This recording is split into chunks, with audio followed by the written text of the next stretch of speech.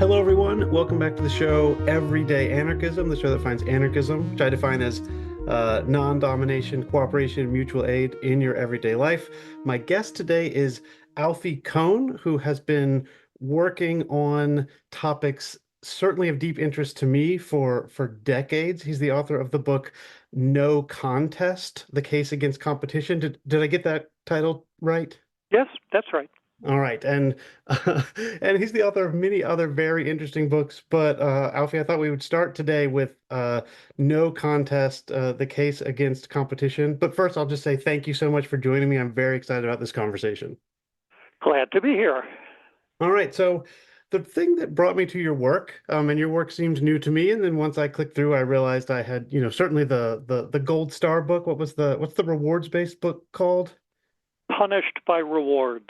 Punished by Reward. So I remember when that book came out decades ago. So actually, I've been familiar with your work for decades. I guess I had just been not following like I should have been. And I've been thinking lately about grades, which is something that I've been against for a long time. And lately, I've been thinking about games. And it seems like your work, and especially No Contest, gives us a really great way to think about how the educational system is a competitive game with grades as the way of keeping score, and how that is no good at all for education. How does that sound as an opening point?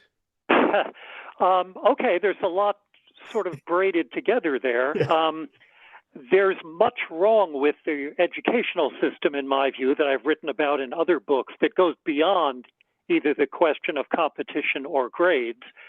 And grades and competition should be separated. So, for example, based on the work that I did in Punished by Rewards, I talked about the damaging effects anytime we say to people, do this and you'll get that. When we offer a goodie for having jumped through our hoops. And that book dealt with what happens in schools, what happens in families, and what happens in workplaces. So in the case of grades, we're teaching students the lesson that the learning is not meaningful or valuable in its own right. It's just a prerequisite to getting a mark, to getting an A or a 100 or a 6 or whatever. And the research shows that there are three effects of that pretty predictably, pretty reliably, when you get students to think about getting better grades, whether they do or not. The first effect is that grades lead students to become less excited about the topic that they're learning. As far as I know, every study that's ever looked at the effect of grades on intrinsic motivation, the desire to learn this for its own sake, has found a negative effect. And that goes from elementary school all the way up to university. The second effect of grades is that when students are trying to get better grades, they tend to pick the easiest possible task whenever they have a choice. Not because they're lazy, but because they're rational. Duh. The point here is to get an A. So, of course, the shorter the book, the easier the topic, the assignment, the better the chance that I'll be able to get what I'm supposed to do here.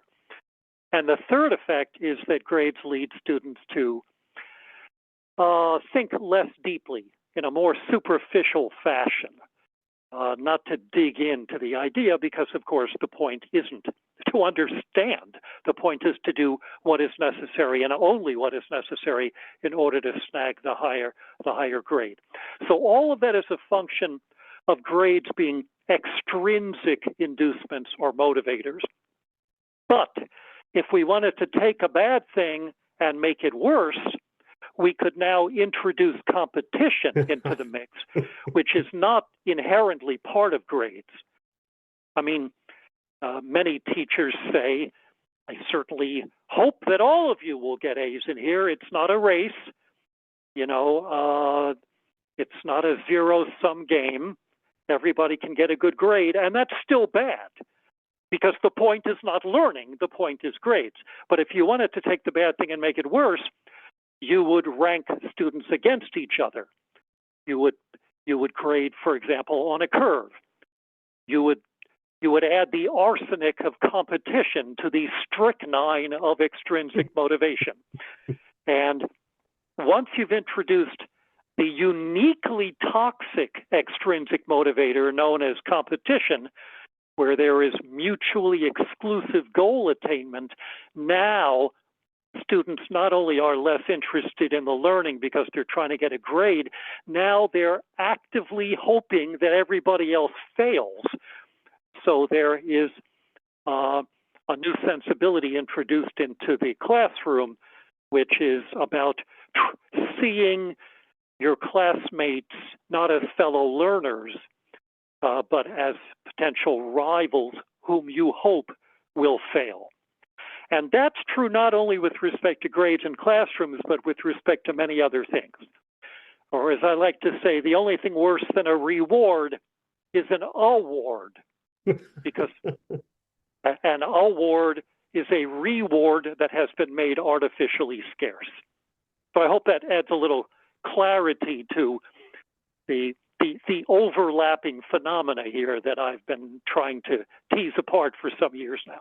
Yes, that's fantastic. It does seem to me, I mean, one of the reasons why I jumped straight to braiding them together, as you say, is Yeah. because whenever I have attempted to de-emphasize grades, either in my classroom or in conversations with administrators at the schools I've been at, the response Mm-hmm. has been, well, sure, maybe that would be good for learning within our school, but you got to understand we have to sort the students for college admissions or for grad school admissions or whatever. And so we simply can't get rid of grades because it needs to be this competitive process. They seem to be bound together for most people, as near as I can tell, at least at this point. Well, they're bound together for most people in a way that's a lot murkier and unexamined, that has to do with deeper attitudes and not just with a very specific goal of hijacking the educational project in the service of pitting kids against each other so they can be sorted for the convenience of postgraduate constituencies. I mean, we can talk about whether that's even a moral thing to do. We can emphasize the extent to which, when somebody says this to you, this is what we have to do, you can say, everything we do toward that end diminishes the power and value of learning, and is presumably something that we would have trouble looking at ourselves in the mirror after doing, because of how we are committing our talents as educators to a fundamentally problematic and indeed anti-learning agenda. We can talk about the practicalities of whether this is really necessary and so on. But I think there's something deeper going on for a lot of people, even teachers who do not explicitly grade on a curve may have a little bell curve, a normal distribution somewhere in the back of their brains, meaning they assume this is the way things are supposed to come out, that at the end, a very few students should get top marks and a very few should be at the bottom and most should be somewhere in the middle. But that's not how things should come out. That's how things come out in a class that didn't work very well. That's a sign of educational failure. Even if you were forced to give grades, any rational, generous, well-meaning person who's in front of a classroom would hope that everybody ends up with good grades. And the reason we're held back from that is because I think there's a deep notion, particularly in this country, in the United States, for many years, that believes that excellence is inherently a scarce commodity. That if everybody in a given classroom or school or other unit, any arena, that if everybody succeeds at a task, that must mean we lowered our standards. That must mean, that this is why instead of thinking about the destructive effects of grades, you've got people yammering about grade inflation. Because there's a deep conservative ideology that believes only a few can do well. And that really affects K through 12 education and the idea of raising standards and what standardized test scores should look like, putting aside their complete uselessness and unreliability as indicators. And it affects the way we think about graduate stuff. So it's not naive to say we focus on the learning here, not on sorting kids as if they were potatoes. It's a matter of, our best instincts and commitments as educators. By the way, this, I don't know what level you have taught at, but let me just pause and ask here. When you've got that reaction from administrators that you refer to, what level were you teaching? I was teaching at it's actually an inexplicable thing. I was teaching at a high school that was nevertheless part of the University of North Carolina system. So it was kind of an in between sort of place. Okay, high school. So the first thing I would say is we don't even have the beginning of an argument for ever using grades below high school level, because no university admissions committee gives a crap about anything kids do before grade 9.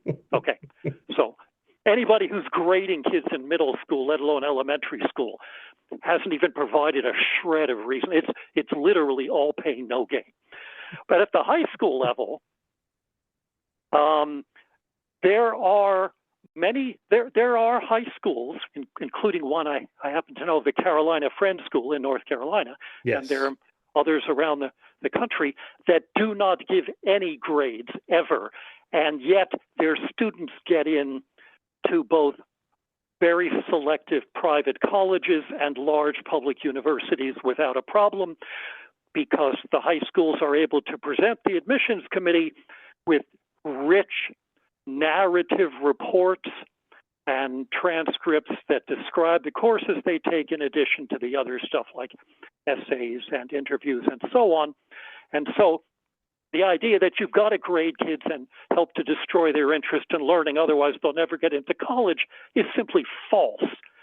And if people really believe that they would be doing their high school students a disservice by not grading them, because that's good news, because this is not based on ideology but on ignorance, and we can let them know this. And they not only are able to get into college without grades, but they are probably, all else being equal, likely to be much more successful in college, because they may arrive there with their curiosity, intellectually speaking, intact, which is less likely to be true for kids we've turned into grade grubbers. Yeah, well, I mean, you've certainly done your research since you know about Carolina Friends School, and I can say as a instructor at UNC Chapel Hill, the Friends students have no trouble getting into UNC. And yes, on average, I would say they are some of the best students I've ever had in my classroom. The school I was at, the North Carolina School of Science and Math, it was part of the UNC system, and it was explained to me that we were doing we would be hurting our students if we de-emphasized grades or went to ungrading or something like that. And something like Carolina Friends School is right there, showing that that's simply not true. But ignorance, as you say, I mean, it's ideology too. I think it's ideology as well. Well, that's easy to test. I mean, you provide them with counter examples. You show them the evidence that they are wrong, and then you see what happens. If it was based on ignorance, they say, "Thank you so much for illuminating. Now I know we can get rid of grades happily and be successful." If they don't do that, it wasn't just ignorance. Okay, well then, for the administrators I was dealing with, we can go with ideology. I mean, it does seem like this has been a problem for me, both, up meaning dealing with administrators, and down meaning dealing with students. Not that I want to be thinking hierarchically in that way, is that the students, the more I try and de-emphasize the grade, it often doesn't go well. Either the students lose interest in the class because I've de-emphasized the grade, or if I leave some little bit of grading in, like, okay, everyone gets a certain grade if you do the minimum work, but you can do more work or better work or something to get a better grade, it ends up that almost all of my time that semester is spent on what is the distinction between that B plus that everyone can get and an A that a few students can get. So I keep experimenting. Yes, exactly. Go right ahead. No, I'm sorry, I didn't mean to cut you off in your question. No, I was just going to say, I think what I think you were going to say is you're not surprised that I had this struggle Right. or I have this struggle. Sure, because you attempted a half measure. You were well intentioned, but you ended up having to become a bookkeeper, and you end up, talking with them about what work exactly will end up resulting in which grade. And that's not the point. The Yeah. point is to ungrade the classroom completely. But your students are not coming in, naive. They're not coming in encountering an educational experience for the first time. They have been very carefully socialized for years, and not just with grades, but with stickers and gold stars and parties and pats on the head. Good job. You're such a good, they have, we could almost watch their desire to learn evaporate before our eyes as a result of having been treated like pets for years, being told this is the doggy biscuit you're working for. So when they come into your classroom and you say, here there are no biscuits, they say, hey, instead of thank you for allowing my intrinsic motivation to be restored. So it's a matter of deprogramming. It's a matter of taking some real time with students to address their concerns, to listen to their experiences, to hear about their history, to do a lot more asking than telling, and to try to lead them to understand that, without telling them this explicitly, they should emerge from your classroom saying, what the goddamn hell have people been doing to me up till now? They should emerge from your classroom angry about what they had to do before your classroom and will be made to do again. And there are ways of doing that by helping students to really construct actively for themselves the difference between intrinsic motivation and extrinsic motivation. I've worked with a lot of college instructors as well as high school teachers who literally have never been invited to think about that distinction. They just talk about, how do I motivate my students? Well, we've known for half a century that there are different kinds of motivation, and the kind matters more than the amount. Extrinsic motivation, which is where you do something to get the goodie, like a grade or money or whatever, isn't just different from intrinsic motivation, which means you value something for its own sake. Extrinsic motivation tends to undermine intrinsic motivation. I mean, this is literally one of the most thoroughly replicated findings in developmental and educational psychology. The more you reward people for doing something, the more they tend to lose interest in whatever they had to do to get the reward. Now, I've seen 8-year-olds who understand this better than their teachers. They realize that when you offer them a prize for reading a book, they hate reading as a result. They used to like reading until they got a pizza for reading a book. And now that devalues the reading. Sometimes kids pick it up, but we have to help them, your students, understand how that works, elicit from them their experience with grades. I used to like doing science until somebody gave me an A for doing it, or a trophy, and now I don't want to do it. Now I'm going to ask, what are you going to give me? Yeah. They can, sort of reflect on their own experiences and understand the enormity of the crime that's happening here in education. And so now you work with them to think about, how can we do this differently in here? How can we degrade this classroom so this becomes about learning? And what does that mean? That doesn't mean I don't give you feedback. It doesn't mean I don't offer you guidance. It doesn't mean you won't have a sense of how you're doing it here. It means you will have more agency and autonomy in reflecting on how well you're doing, rather than being completely dependent and at the mercy of the boss with the grade book. Yeah, that's one of the first questions I get when I try and introduce some sort of ungrading is the students say, I don't like this because I'm not going to know if I'm doing well on the essays. And I say, oh, I must have failed to understand. I thought I said I was going to give you lots of feedback. And they're like, right, Right. but how am I doing? You know, like they, Well, first of all, there's two distinctions here. First, feedback does not mean evaluation. Feedback is information. Mhm, Feedback is, I noticed this. If you're saying, I like that you did that, it's no longer feedback, now it's judgment. So mhm, that's the first point. The mhm, second point is, even to the extent a teacher decides, hopefully after a lot of reflection, I should add some evaluation in with the feedback. I want to tell the student what I thought about the essay, not just point stuff out and have the student come to her own understanding about how this essay could be improved. Even to the extent the teacher wants to do that, it is never necessary or desirable to reduce that to a letter or a mhm. number. To use a rubric, a point system, any kind of grade system, that's just going to undermine the actual usefulness of the real feedback that's being provided. But so teachers who want to provide some evaluation can do so. Best way is in conversation.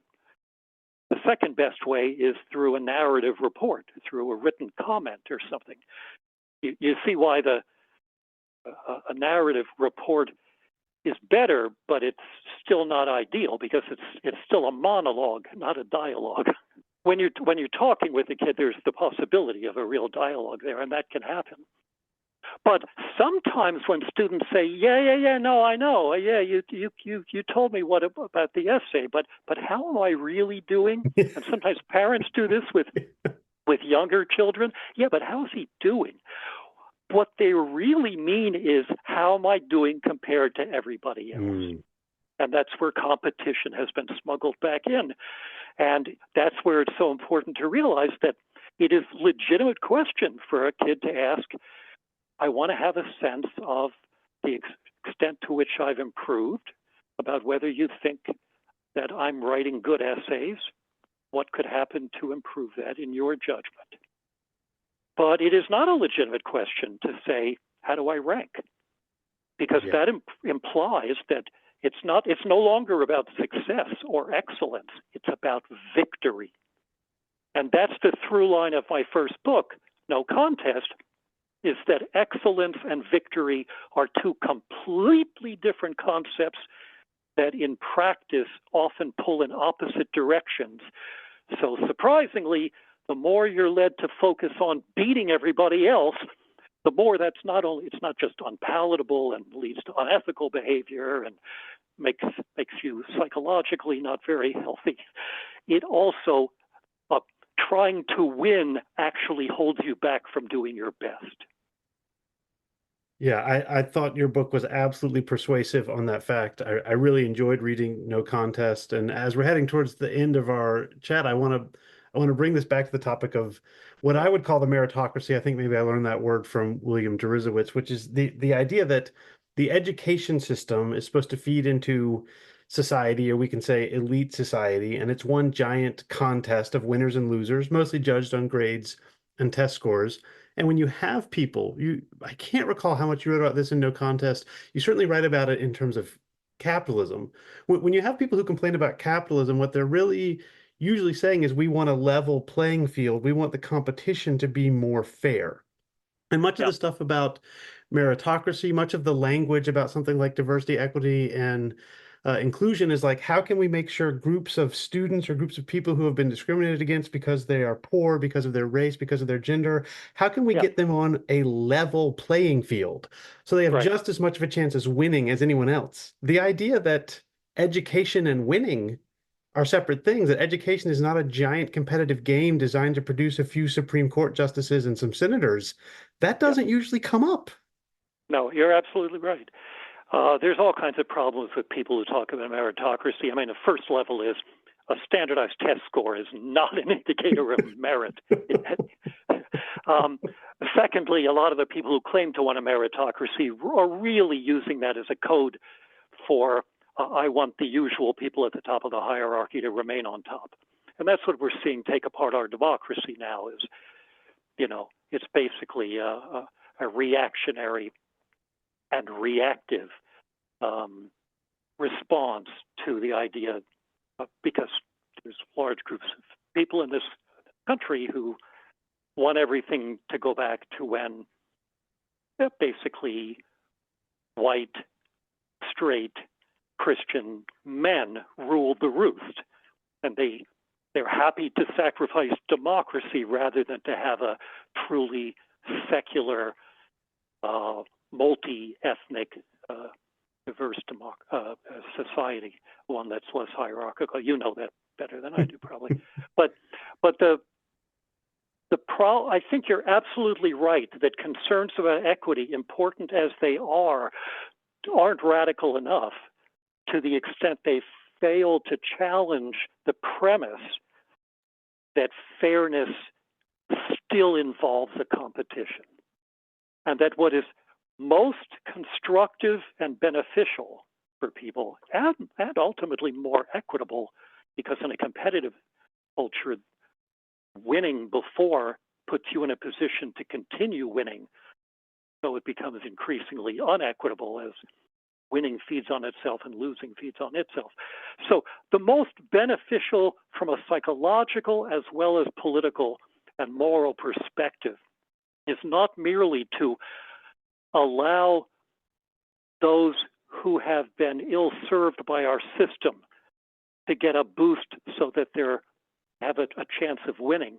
It is to challenge the whole idea that our society and our lives at work, at play, at home, school, should be about triumphing over one another. And I agree with you that a number of progressive thinkers and equity-oriented critics of the status quo never even think to question the competition that's baked into even their notion of a fairer society. Yeah, I often use as my brief encapsulation of this, there was, I forget who the writer was, but there was a New York Times opinion piece where the headline was, and the writer might not have written the headline. It was something like, "Too many white Americans don't want Black Americans to get ahead."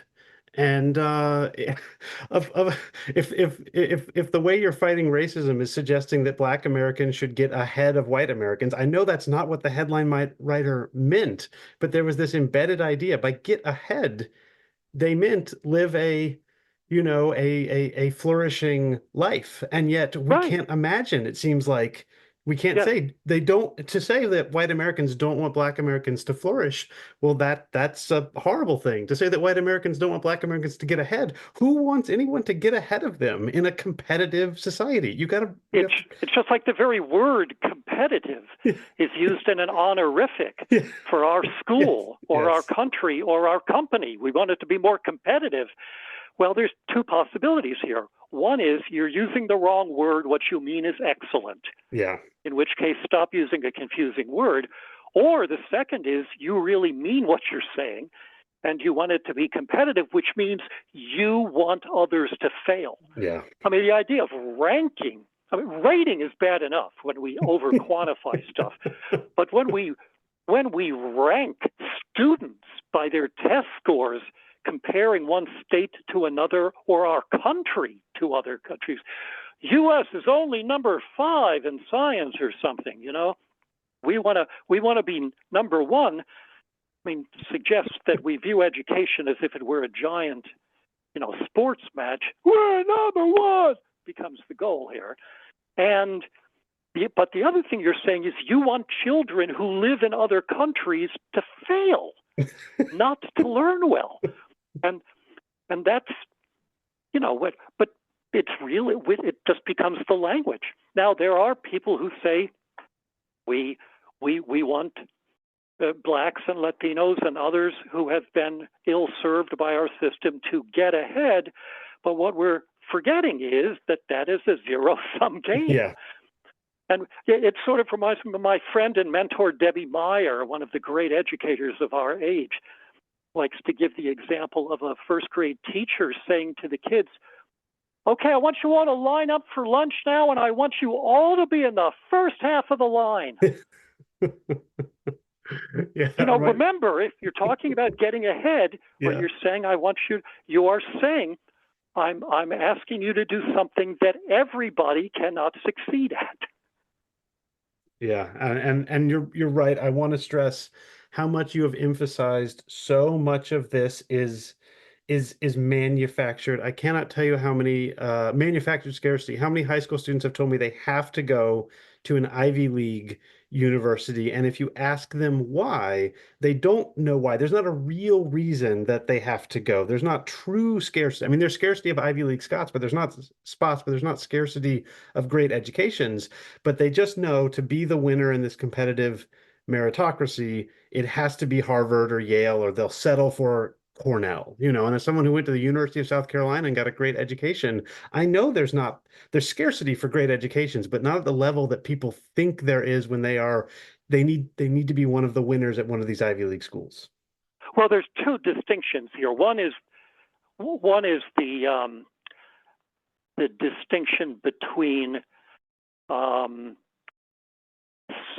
the extent to which this is an actual as opposed to manufactured degree of scarcity. There is, because humans have created, it's not scarcity like how much land is there on Earth, but there is scarcity, a real scarcity in terms of the most admission to the most highly rejective colleges. That's true. But that's different from the following point, which is that how rejective, that is to say, selective the college is not at all the same thing as the quality of the college. That's a specific point about higher education, is the tendency to confuse selectivity with excellence. And then the question is, what is really motivating this? Is it that my parents want to be able to, boast to their friends about which college their kid got into, and it better damn well be a name brand one that will make the other person go, ooh? Or is it because you honestly believe that you will not have a satisfying life if you do not get into a school that encourages more people to apply so that they can be rejected?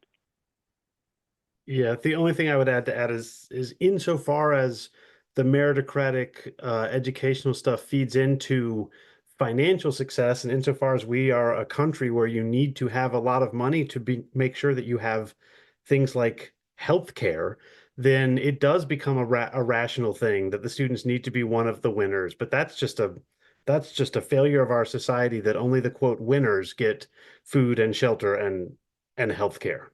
Right, and there's evidence on this, by the way, in terms of which college you went to. Once you control for family income going into college, Yeah. it turns out that the selectivity of the university does not even predict Hmm. for most students to how much money you make later on, let alone to stuff that's more important. And there are some people, especially first in the family to go to college, in our economic system and in a place, right, where healthcare is not guaranteed and people go broke trying to get a college education or because they get sick, who they obviously are rightly concerned about making sure that I'm able to earn a good living. But that's not what's really going on in the rat race to get into elite schools. It's like people say, hey, I got to eat. Well, yes, but not in Paris at a second home. They're not talking about being able to be comfortable. They're Hmm. talking about enormous degrees of wealth in many cases where they think they will meet the right people in the most selective schools. And that's where a whole different body of interesting psychological research comes into play that I've written about a bit, showing that the more a young person wants to be rich, the worse off that person is psychologically Mm. speaking. Yeah, I think that's fantastic. Look, Alfie, I've got plenty more things we can talk about. We said we talked for about a half an hour. I think we're just a little Yeah. bit over that. So if you need to run, this seems like a good time. If you have one more question, happy to entertain it. Otherwise, we can wrap it up. Well, I guess, I'll go on some dangerous ground, which is, when we were initially emailing each other, you said you don't Uh-huh. consider yourself an anarchist. I'm not asking you to identify as an anarchist.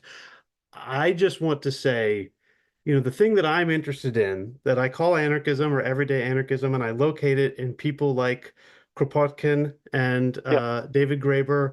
I also locate in people like Jane Addams and John Dewey, and Landauer is an anarchist. Buber is not usually called an anarchist, but it just seems to me that the thing that I call everyday anarchism, you are one of the premier exponents of this idea that we can have a society that is based on non-domination, cooperation, and mutual aid, and all the things we think we need to make our Yeah. society work, like competition, ranking, grading, scarcity, all the things that the Adam Smiths and the B.F. Skinners tell us are needed for society to function. I'm trying to tell people, though, they aren't needed for society to function. And all of your books seem to me on this topic, Alfie. Maybe this isn't a question. This is just a celebration of your work and to tell you how much it has resonated with me.